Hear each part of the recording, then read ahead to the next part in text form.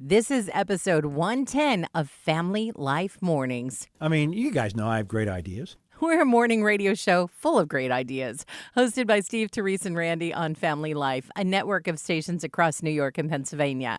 Our podcast, some of the moments you might have missed. Subscribe today so you don't miss a single episode, and find out more about who we are at familylife.org. Fun conversation, good music, and something to think about. Family Life Mornings. They should have just asked me. I mean, you guys know I have great ideas. And yes. again, the viewership of the Olympics is way down, and there's probably lots of reasons for that. I mean, the time change is one thing, but if they had just asked me, you know how, I mean, I love a good world record, and there's plenty of world records being set at the Olympics, but how about this for an event? If they, and we talked about this a few weeks ago, but more and more keep coming to mind, other events that we could have at the Olympics that I think would really boost viewership. Oh, boy. A Guinness Book of World Record was just set, and can you imagine this? Just imagine this event at the Olympics. Just ask yourself, would I watch this? This guy set a record by he balanced a chair, an adult chair, on his chin for over an hour. I mean, can you imagine? Would I watch a guy standing around with a chair on his chin for an hour? That's what the question is? Well, that, and maybe if you put some defense in there, if people like knocking it off and stuff like that, of course, it probably wouldn't last an hour. There's one event. I mean, it's the chair chin. The chin, yeah, just on his chinny chin. Just by the chair on his chinny chin. That's what they'd call it. Yeah, just by the chair on his chin. One more event. Okay. If you thought that was great. Mm-hmm. Wait a minute. If you thought that was great. Okay. Okay, I love Big if. I love sprints, the hurdles. Right. You know, you put men or women, it wouldn't matter, running the hurdles with clown shoes. Clown shoes. Come on. Clown Tell hurdle. me you wouldn't watch that. Oh, dear. That I might watch. Are you just starting your day? Well, so are we. It's Steve, Therese, and Randy on Family Life Mornings. Well, mothers of little kids are really good and creative when it comes to entertaining them.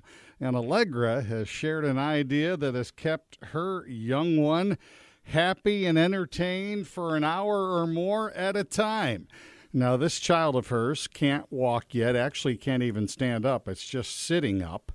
And she takes a towel, puts it on the kitchen floor, and then sets her little one down on the towel. And then she opens up the dishwasher door. Okay. Now, if you know anything about dishwashers, you know that door has a bit of a concave shape in it. She puts water in there and creates a water table for her toddler. And she said her kid sits there and just smacks his hands in the water for hours on end, entertaining himself. And I thought, Steve, I could see you doing that. Oh, man, I would be entertained for hours. They're morning people because they love mornings and people. It's Steve, Therese, and Randy on Family Life Mornings. Randy, I know your wife Christina has been watching the Olympics like crazy. Oh, yes. But all those medals that everybody's winning, it's some serious bling. A gold medal is worth about $800. One gold medal. And that's not if you were to auction it off and say this was won by so-and-so at this Olympics, then the price goes up. The silver medal is worth about $500. The bronze medal, though, is made of copper and zinc, and so they say it's not worth that much. But ask the person who finished fourth. It's worth a lot of money. Right? Starting your day with a smile and a dose of encouragement, too. Family Life Mornings. My wife and I took a tour of the White House several years ago, and we were kind of hoping to see some dignitaries, like maybe the president or the vice president or even maybe a foreign leader or something. Well, that didn't happen. At least we don't think it happened. And the reason I say it like that is because a group of American tourists were in Balmoral, Scotland, touring Queen Elizabeth's estate. That's a place where she kind of goes to relax and get away. And I think it's kind of like Camp David here for the American presidents. Well, anyhow, these tourists ran into an elderly lady who was also touring the grounds, And they asked her if she lived in the area. And the lady replied, well, I have a house nearby. And the Americans got all excited and asked her if she had ever met the Queen. She said, no, I haven't, but he has. And she pointed to a policeman who was standing nearby. And the Americans thought, oh, that's really cool. And then they walked off. And after they were gone, the cop looked at Queen Elizabeth, and they both had a really big belly laugh. And I've got to wonder now, if they see this story, are these tourists going, "Doh"? Facing a brand new day is a whole lot easier when you remember that God is in charge. This is Family Life Mornings with Steve, Therese, and Randy. Better is a poor person who walks in his integrity than one who is crooked in speech and is a fool. Those are words in Proverbs. And so when I see something that says, because there's many things in the Bible that talks about speech and word, how important that is. So when I see the experts say there's 4 words that kill your credibility, I take interest in that because words are very important to all of us. And so when I see these 4 words, it says when you're in a meeting or you're somewhere, if you say these 4 words, it's bad for your credibility. And those 4 words are, we'll see what happens. The experts say that that is intellectual laziness. We'll see what happens. That's not good. Now, I'm no expert, but I also have 4 words that and you guys have heard me say this before, and that will kill your credibility. In meetings around here, there'll be things like, Steve, do you have any ideas? And I go, It's 1. 2. How many is that? That's 3. 3. Yeah. There you go. They're here to wake you up, pick you up, and lift you up. Steve, Therese, and Randy on Family Life. A friend you can turn to. An easy way to impress the boss. The next time you go into a meeting, I think this is probably more of a problem for me than it is for you guys, but you have to put your phone away. Put it in your pocket, put it in your lap, leave it back at your desk, whatever it is. Because even if you're using your phone like to take notes or to jot down reminders to yourself, it's going to look like you're surfing and scrolling. And so just don't bring your phone into the meeting. Instead, just take in like a notepad and a piece of paper. Because then even if you're doodling, it looks like you're intently taking notes. See? It's just like the same thing, but backwards. I see. I think you missed the point. Thanks for making us a part of your day.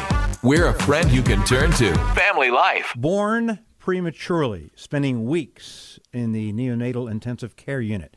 And you're wondering, and I'm sure the parents were wondering, what's going to become of my child during this whole awful process. Well, it's 3 years later now, and Lawson, yes, as a 3-year-old, while 3-year-olds normally are, walking and just learning to do things like that, Lawson now can name all 50 states and 195 countries. His vocabulary is growing, and they're having Lawson's IQ tested professionally all the time, and they've even signed him up for the that national organization, Mensa. Yeah, so Lawson, I can't wait to meet you at our next meeting. Right. Wait a minute, there's 195 countries? I didn't know that.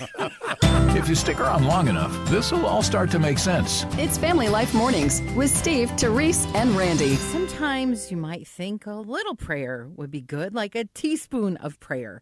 But how about this? The abbreviation for teaspoon is TSP, right? Right. So this is how you can remember that. Thanks, sorry, and please. Okay, the TSP teaspoon prayer. It's a great reminder to start your prayer with thanking God. Then you can ask for his forgiveness. That's the sorry part. And then you can ask for things that you need. And you might not think that a teaspoon is much, but if your prayer life's just been, please God, can you do this right now, right this very second, this big thing? Well, stopping and thanking and asking for forgiveness before you bring your petitions, we can make a world of difference in your prayer life. Just a little teaspoon. You'll always wake up on the right side of the bed when you start your day with Steve, Therese, and Randy on Family Life. A friend you can turn to. What's she trying to do? Is that a whistle attempt? I cannot whistle. Can't Can you? you guys whistle? Sure. See? Prove it, Randy. See, I can't whistle for Come on, you guys can whistle. I can whistle do blowing out as well as sucking in. He's like bilingual. Yeah, that's Whistler right. is what he is.